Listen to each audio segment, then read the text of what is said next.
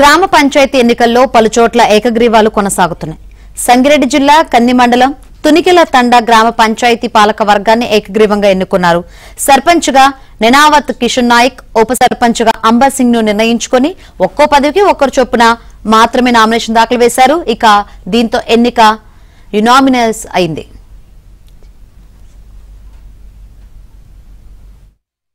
అందరు కలిసి వాళ్ళు ఎట్లా చెప్తే అట్లా ఇంటాన్ని అప్పటిసలు 20 సంవత్సరాల నుంచి వాళ్ళ ఎంబడి ఉన్నా వాళ్ళ మాట ఇంకోట పోయి మా పెద్దల నాయకులు అందరూ గొల్లగూడెం తాండలు అందరు కలిసి నాకు ఎన్నుకున్నారు. నాకు సర్పంచ్ చేసి వాళ్ళు తండ్రి మొత్తం తల్లు 650 ఉంటుంది.